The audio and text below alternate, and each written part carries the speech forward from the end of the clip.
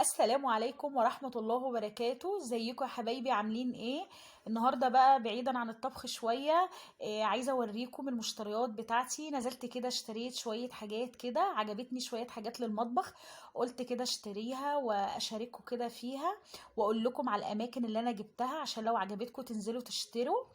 حاجات بسيطة كده كانت لازماني، فقلت اجيبها واخد رأيكم فيها. يلا بينا بقى. عايزه اوريكم بقى انا جبت ايه. اول حاجه يا جماعه، انا جبت دي زي مصفى او موزع كده، بتنضفي فيها الخضار، تصفي الخضار، تصفي اسماك، تصفي اي حاجه. الميزه اللي فيها ان انت تقدري تلبسيها للحوض، يعني تحطي الخضار بتاعك وتغسليه وتلبسيها للحوض الاستانلس اللي عندك، بتركب كده فيه على مقاسه، وتسيبي الحاجه كده تتصفى، يعني مش لازم بقى تحطي حاجه تحتيه علشان خاطر تتصفى. عجبتني جدا. وفي بقى دي كمان قطعت البيتزا. عجبتني قوي. تقطعي بيتزا، تقطعي بسبوسه، شكلها شيك جدا كده وحلو كده في التقديم لو انت عندك بقى ضيوف، وحاطه بقى الصينيه بقى قدامهم وعايزه تقطعيها. وعلى فكره فيها جميع الالوان زي ما انت عايزه. دي بقى زي صفايه كده معلقه كده للبطاطس والحاجات اللي هتحمريها. انا كان دايما عندي مشكله في طقم التوزيع بتاعي، ان لما بطلع الحاجه بحس كده ان هي كلها زيت، مش بتتصفى كويس. فعجبتني بقى دي الشبكه دي كده حلوه، يعني جربتها يا جماعه، مش قادره اقول لكم جميله جدا. البطاطس كده والفراخ والحاجه طلعت كده متصفيه تماما. دي بقى الكوبايات المعياريه دي بقى يا جماعه، انا كنت بدور عليها. دايما لما كنت بعمل كيكات او اي حاجه فيها عيارات، فدايما ما كنتش بعرف عيارات الحاجه، يعني معرفش الكوبايه ال 250 ال 200. دي عجبتني بقى ان فيها جميع العيارات، يعني بصوا في 250، في 175، في 100. وفيها برضو المعلقه المعياريه اللي هي بتبقى تقريبا 10 جرام. هتساعدك جدا لما تعملي حلويات او وصفات، عشان تقدري تقولي للناس الكمية بقى ايه اللي محطوطة. عجبتني جدا. كنت فعلا محتاجاها وكنت بدور عليها. متوفرة جدا. على فكرة الراجل اللي بيبيع الحاجات دي في محطة مصر، لو انتي من سكان اسكندرية، في محلات كتير هناك بتبيع الحاجات دي واسعارها جميلة جدا، وفيها جميع الالوان اللي انتي عايزاها. دول بقى 3 علب كده جبتهم للتلاجة. شكلهم عجبني قوي، صغيرين. انا عندي علب بس علب كبيرة، فساعات بيبقى عندك حاجات بواقي كده، حاجات بسيطة، فما كنتش بحب ان انا اطلع علبة كبيرة قوي عشان احط فيها الحاجات البسيطة دي. فدول عجبوني كده، شكلهم حلو كيوت وصغيرين. بصوا يا جماعة بيتقفلوا ازاي بكليبسات كده زي العلب الكبيرة اللي عندي. شكلهم حلو جدا، الوانهم حلوة. فجبت 3 كده مبدئيا. وقلت لو احتجت تاني انا ممكن اجيب لو ما كفونيش. ايه تاني؟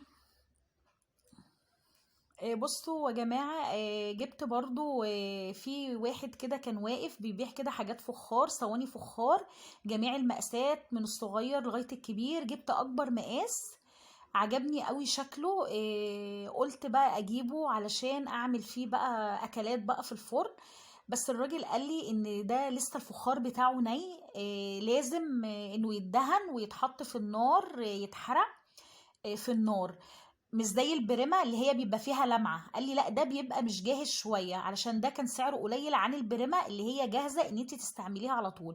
فقال لي هي فكرة سهلة، هتدهنيهم عسل وهتحطيهم في فرن البوتاجاز، يعني مش تحرقيهم، يعني تشمعيهم كده شوية، وبعد كده يبقوا هم جاهزين معاكم. انا ان شاء الله مش هقفل الفيديو ده ونعمل بقى الصينية الفخار دي بالمرة، نشوف هتتعمل في النار ازاي، عشان تكونوا عارفين لو جبتوا حاجة زي كده تعرفوا تتعاملوا معاها وتستعملوها بعد كده. هجيب بقى العسل والحاجة وادهنها معاكم عشان نعرف الصينية دي بتتعمل ازاي. وهعمل لكم فيها اكلات كتير ان شاء الله، هنجرب فيها اكلات كتير. نقدر نعمل فيها الرز المعمر وصواني الفراخ والبشاميل، وحاجات كتير ممكن تعمليها في الفخار بتدي طعم جميل. هو عجبني جدا، يعني عجبني كمان ان هو على هيئة صينية مش زي البرام كده. عجبني انه شكل صينيه، وانا بحب طعم الفخار قوي قوي كده فيه، بيبقى ليه ريحه كده يا جماعه ونكهه حلوه قوي. فقلت بقى ان شاء الله باذن الله هعمل لكم كده اكلات، حتى برضو حابه اصور اكله واعرضها في الفيديو معاكم علشان خاطر تشوفوها. يلا بينا بقى نشوف الطريقه بتاعته اللي الراجل قال لنا بقى عليها. انا جبت كده طاجن الفخار، وجبت شبكة الميكرويف بتاعتي، وحطي طبعا تحتيها صينية عشان ما تبهدليش الدنيا، عشان العسل ما يبهدلش الدنيا. جبت بقى كده عسل وجبت فرشة وقلبت كده البرام، قلت بقى من تحت بقى الاول ادهنه. دهنته بقى كده من القاع بتاعه، وبعد كده من الجناب لازم تدهنيه كويس. انا عملت زي الراجل ما قال لي بالظبط. بس اهم حاجة يا جماعة حطي صينية علشان ما تبهدليش الدنيا، عشان ده عسل بقى واكيد هيبهدلك الدنيا لو انت حطيتيه على الرخامة كده على طول. واحدة واحدة كده بالفرشة، ويا ريت يكون عندك فرشة عشان تقدري تشربي كده الفخار كويس وتتعاملي معاه. مش قادرة اقول لكم يا جماعة الفخار بيخلي طعم الاكل حلو ازاي. انا جربت فيه صينية فراخ بالبطاطس، ان شاء الله برضو هحط لكم صورة كده علشان تشوفوا منظر الاكل فيه. اهو يا جماعة دهنت كده من جميع الجوانب كده. كده خلاص هقلبه بقى من الناحية التانية علشان ادهن من جواه. برضو نفس الحكاية زي ما عملنا كده من بره، هنعمل كده من جوه. تدهنيه كويس وبعد كده تسيبيه شوية، يعني ما تدخليهوش في الفرن، سيبيه كده يشف بره شوية، يعني زي ما بيقولوا ينشف كده بره شوية. وبعد كده هتولعي بقى الفرن على درجة حرارة عالية جدا، وبعد كده هنحطه في الفرن بتاعنا.